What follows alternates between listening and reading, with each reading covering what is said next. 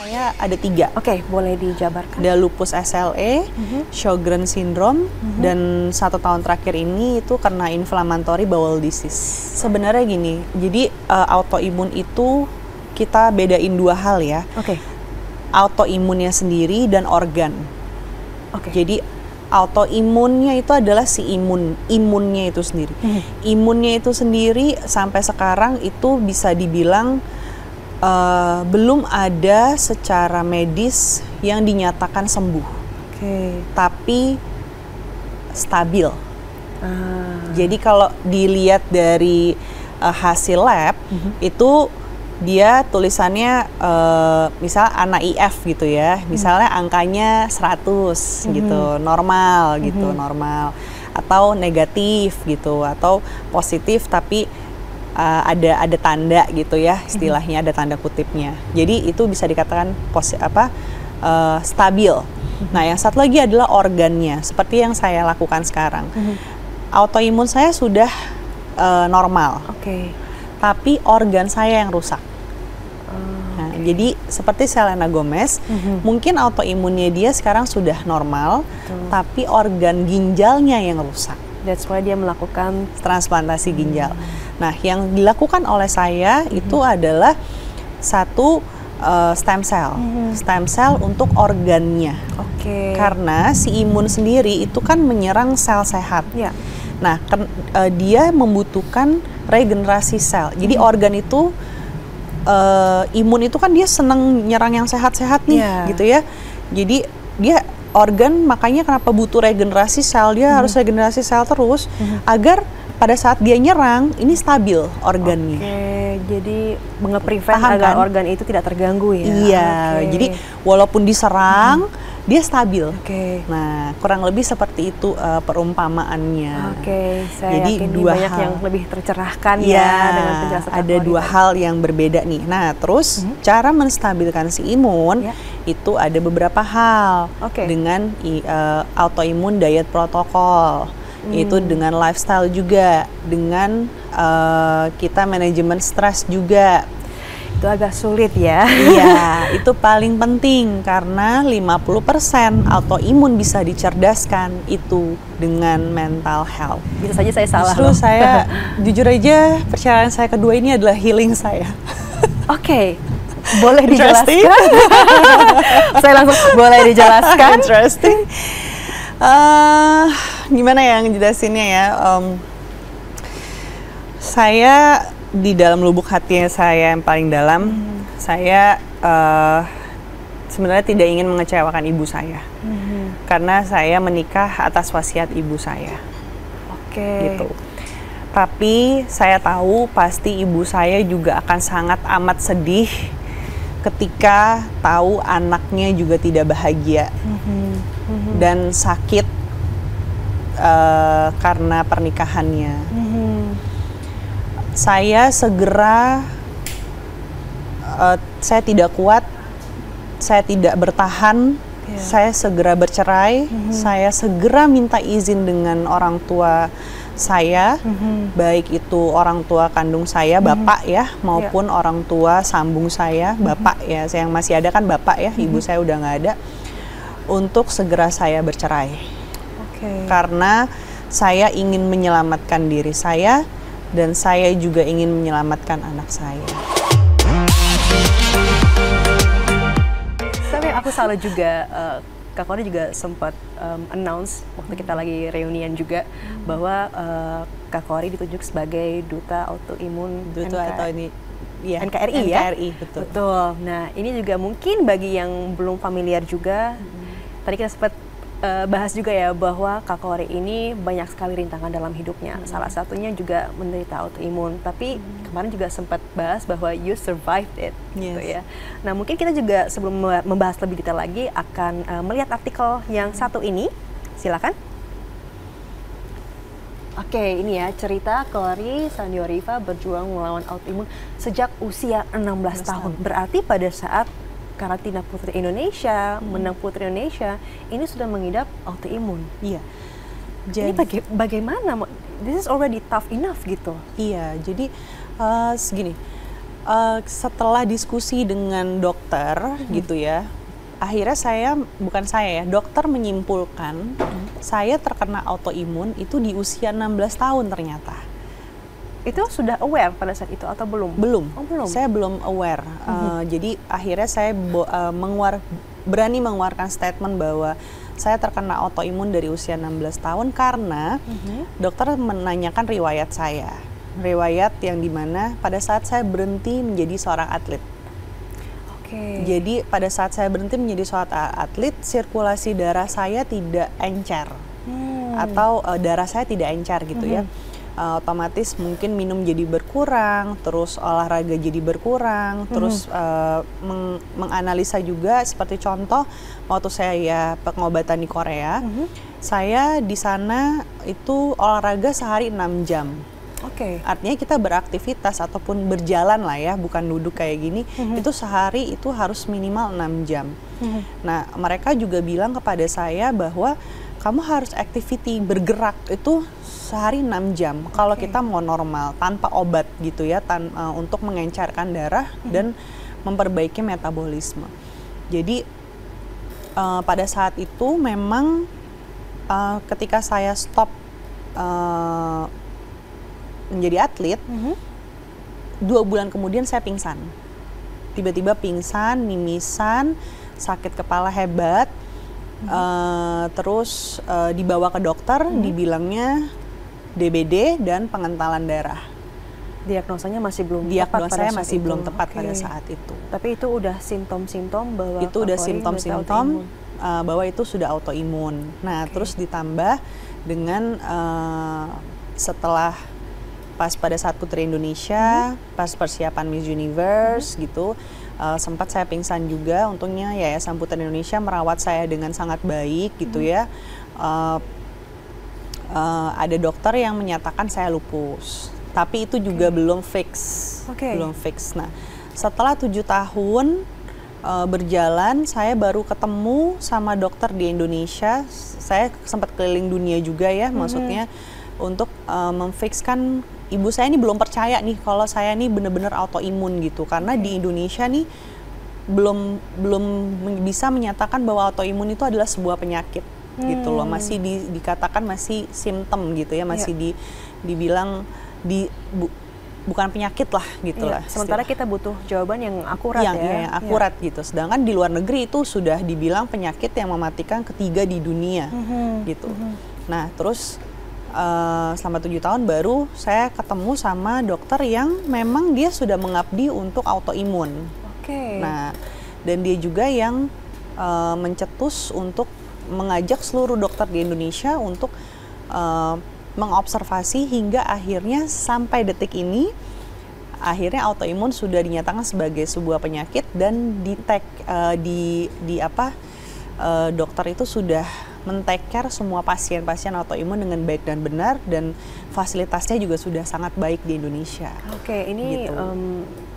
Angin segar lah ya semua penderita autoimun di Indonesia khususnya. Betul. Tapi saya terbayang sekali ya betapa struggle-nya Kak Khory pada saat itu dengan autoimunnya. Berarti lupus ya pada saat? Saya ada 3.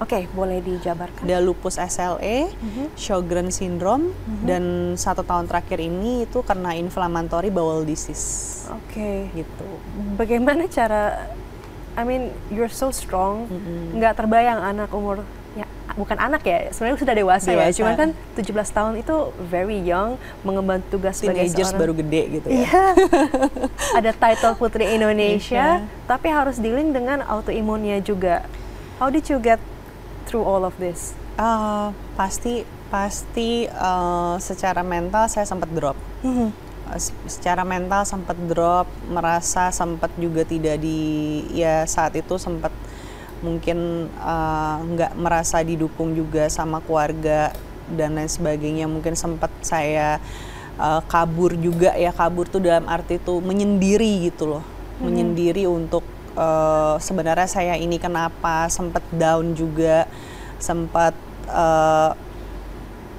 merasa marah, anger dengan gitu keadaan. Dengan keadaan, tapi saya coba menjalankan terus. Intinya tuh adalah gini, setelah saya jalanin, kamu nih mau fokus sama apa? Jadi penyakit ini nggak akan pernah bisa hilang dari diri kita. Ya udah, berdamai. Ketika kita udah sampai berdamai itu, dan kita tahu nih bahwa diri kita nih ternyata tuh bukan dua kepribadian, tapi ada sisi lain di diri kita yang perlu kita ajak. Perlu kita ajak untuk kayak for example ya, pada saat saya belajar meditasi kemarin, saya sempat sakit gitu. Ternyata ada sisi di diri saya yang ngambek. Bahasanya ngambek lah gitu ya, bahasa gampangnya ngambek. Karena dia merasa nggak diajak sama saya, sedangkan saya pengennya ayo dong sembuh gitu loh. Ayo dong, aku pengen sembuh sekarang nih. Tapi dia nih belum mau gitu loh. Belum mau. Akhirnya dia butuh disayang, butuh di take care, butuh di ini. Nah, dia maunya bareng-bareng. Nah, sama imun tuh kayak begitu. Imun tuh seperti itu. Jadi itu butuh proses yang panjang juga untuk diri saya untuk mencapai seperti itu. Belum lagi juga support system yang kadang-kadang menjustifikasi saya gitu ya, yang istilahnya, karena autoimun ini tuh penyakit yang lucu. Jadi kadang-kadang membuat orang bingung. Tiba-tiba lumpuh, nggak bisa jalan. Tiba-tiba sembuh, tiba-tiba sehat. Gitu. Tanpa ada tanda-tanda yang jelas sebelumnya. Tiba-tiba lagi berdiri sehat, jatuh, pingsan, hilang, tiba-tiba buta. Kalau ini yang saya rasakan ya, tiba-tiba sebenarnya buta. Jauh sih dari kata-kata lucu ya. Gitu. It's a very serious disease sebenarnya. Yes, it's very serious disease, tapi tiba-tiba sembuh. Kayak gitu. Ini yang sukar dipahami oleh masyarakat awam gitu. Dan otomatis pasti support system kita juga akan merasa terganggu gitu. Nah, that's why kita sebagai orang yang punya penyakit autoimun itu juga tidak boleh mengkesampingkan bahwa si support system kita ini juga harus kita support gitu. Jadi kalau kita mau sembuh, kita juga harus support si support system kita. Karena mereka sebenarnya lebih sakit daripada kita yang sakit. Betul. Jadi gitu. Memang vice versa ya, proses healingnya. Proses healingnya harus seperti itu gitu. Dan saya terbayang sekali kalau misalnya ada teman-teman Insightizens yang mungkin juga pada saat ini juga menderita autoimun, look up to Kak Kory. Mungkin kalau kita lihat skala internasionalnya juga ada Hollywood public figure, maybe Selena Gomez ya. Dia juga sempat declare bahwa ia menderita lupus juga. Nah, mungkin sebelum membahas lebih lanjut, kita lihat dulu ya artikel yang satu ini.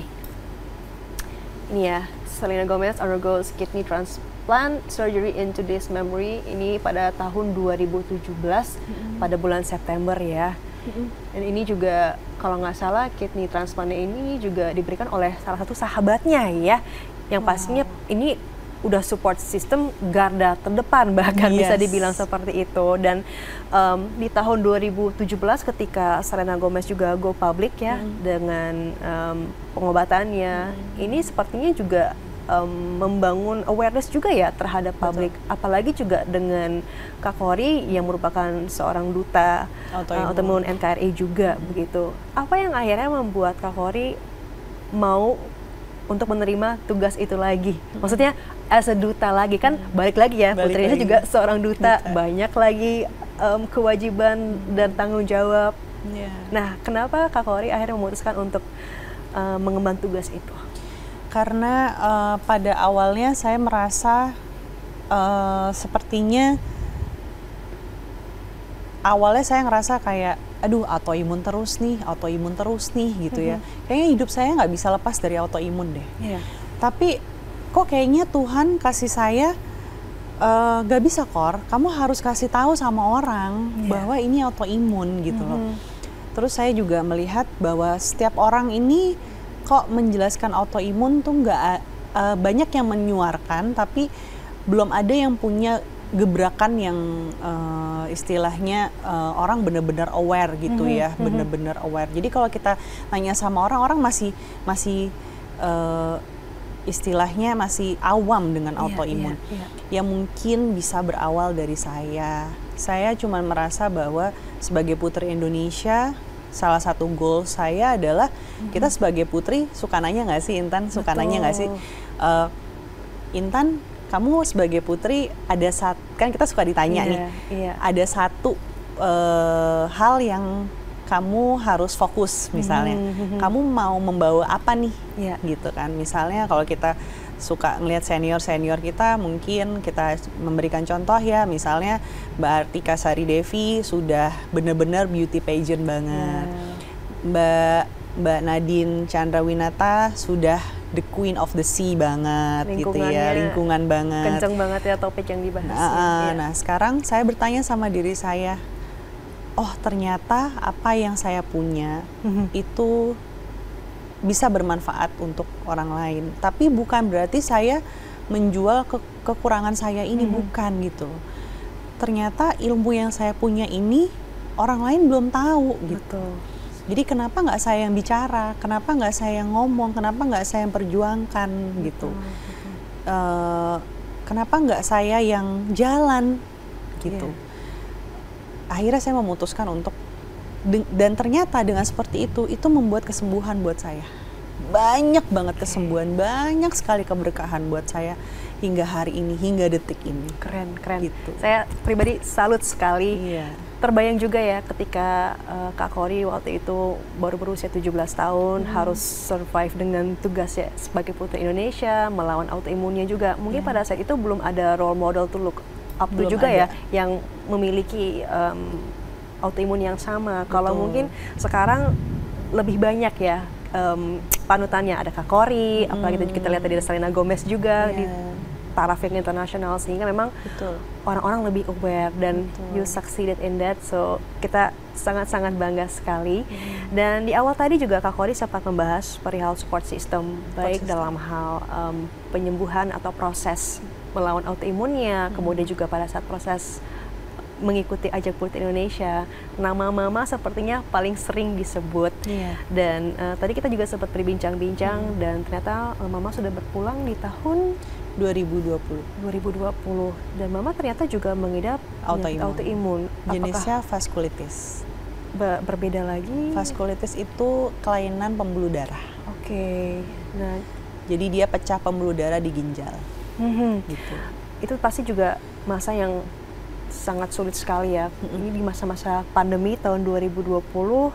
Dan harus kehilangan sosok ibunda juga. Tapi apa yang sampai sekarang yang Kak Kori selalu ingat dari almarhumah? Saya selalu mengingat hal yang sangat baik dari ibu saya. Ibu saya selalu bilang, kalau kamu jujur, kamu selamat. Kalau kamu disiplin, kamu akan sukses. Jadi kalau kamu punya kemauan dan tekad yang kuat, kamu akan mencapai itu semua. Itu yang saya selalu dapetin dari ibu saya. Dan saya kangen dan rindu masakannya, pasti ya. Terus rindu bercandaannya, rindu bawel-bawelnya, rindu marah-marahnya. Tapi prinsip yang 3 hal tadi itu yang saya selalu pegang. Jujur, selamat. Disiplin, kamu akan sukses.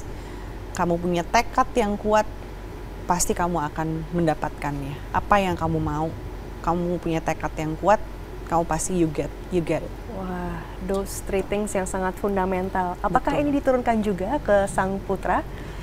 Iya, salah satunya. Karena you're a mom as well, ya kan sekarang? Aku turunin ke anakku. Yang 3 hal itu aku turunin, cuman aku tambahin karena dia anak laki-laki. Anak laki-laki. Jadi saya selalu bilang sama anak saya, jangan pernah takut sama apapun. Jangan pernah takut sama apapun. Saya ada satu prinsip hidup saya adalah boldness is freedom. Boldness is freedom. Jadi saya bilang boldness itu adalah keberanian, adalah kebebasan. Jadi saya sakit, gini. Saya lebih diberikan keberuntungan dibandingkan ibu saya. Ibu saya mungkin tidak diberikan kesempatan untuk hidup lebih panjang dibandingkan saya. Saya diberikan kesempatan untuk menyembuhkan 10 organ saya yang rusak kemarin dengan cara stem cell, tapi ibu saya enggak gitu. ibu saya udah meninggal duluan. Jadi saya nekat waktu itu, walaupun mama saya ngelarang, nggak, jangan stem cell gini dan lain sebagainya. Di situ saya bilang kalau saya berani, walaupun saya tahu itu sakitnya bukan main ya, dengan ganti darah dan stem cell yang diambil lemak dari badan saya dan proses operasi selama 1 bulan. Itu serasa sakitnya seperti apa, tapi karena saya berani, saya boldness, saya akan freedom, saya akan sembuh. Masya Allah. Itu yang saya tanamkan ke anak saya. Jadi saya bilang sama anak saya, kalau kamu berani bebas dari belenggu kamu, kamu akan bebas, kamu akan freedom. Jadi freedom itu tuh bukan bebas main, bebas itu enggak, tapi hati kamu tuh akan bahagia. Nggak jauh dari tekad yang kuat itu ya. Yes. Dan tadi juga sempat mention berbagai terapi, pengobatan dilalui, ada stem cell juga. So there is a possibility bahwa beberapa penyakit autoimun ini bisa disembuhkan. Dibilang disembuhkan, atau mungkin boleh dijelaskan lagi, karena saya yakin banyak yang bertanya-tanya. Kita tadi melihat Selena Gomez juga, apakah lupus bisa disembuhkan atau tidak. Jadi masih banyak sekali pertanyaan-pertanyaan yang masih awam sekali buat kita. Sebenarnya gini, jadi autoimun itu kita bedain 2 hal ya. Autoimunnya sendiri dan organ. Jadi autoimunnya itu adalah si imunnya itu sendiri. Imunnya itu sendiri sampai sekarang itu bisa dibilang belum ada secara medis yang dinyatakan sembuh. Tapi stabil. Jadi kalau dilihat dari hasil lab, itu dia tulisannya misal anak IF gitu ya, misalnya angkanya 100 gitu, normal gitu, normal, atau negatif gitu, atau positif tapi ada tanda gitu ya, istilahnya ada tanda kutipnya. Jadi itu bisa dikatakan stabil. Nah, yang satu lagi adalah organnya, seperti yang saya lakukan sekarang. Autoimun saya sudah normal, tapi organ saya yang rusak. Nah, jadi seperti Selena Gomez, mungkin autoimunnya dia sekarang sudah normal, tapi organ ginjalnya yang rusak. That's why dia melakukan transplantasi ginjal. Nah, yang dilakukan oleh saya itu adalah satu stem cell, stem cell untuk organnya. Karena si imun sendiri itu kan menyerang sel sehat. Nah, dia membutuhkan regenerasi sel. Jadi organ itu, imun itu kan dia seneng nyerang yang sehat-sehat nih, gitu ya. Jadi dia organ, makanya kenapa butuh regenerasi sel, dia harus regenerasi sel terus agar pada saat dia nyerang ini stabil organnya. Jadi nge-prevent agar organ itu tidak terganggu ya. Iya, jadi walaupun diserang dia stabil. Nah, kurang lebih seperti itu perumpamaannya. Saya jadi yakin dua banyak hal yang lebih tercerahkan ya dengan penjelasan. Ada 2 hal yang berbeda nih. Nah, terus cara menstabilkan si imun itu ada beberapa hal dengan autoimun diet protokol. Itu dengan lifestyle juga, dengan kita manajemen stres juga. Itu agak sulit ya. Iya, itu paling penting karena 50% autoimun bisa dicerdaskan itu dengan mental health. Gitu. Nah, kita juga akan membahas beberapa perjalanan kehidupan Kak Kory juga. Ini masih berkaitan juga pasti dengan struggle Kak Kory dalam hal penyembuhan autoimunnya juga. Apakah pada saat menjalani semua proses itu, kita tahu bahwa Kak Kory juga sempat berumah tangga juga. Mungkin sebelum membahas itu kita lihat artikel yang satu ini dulu ya.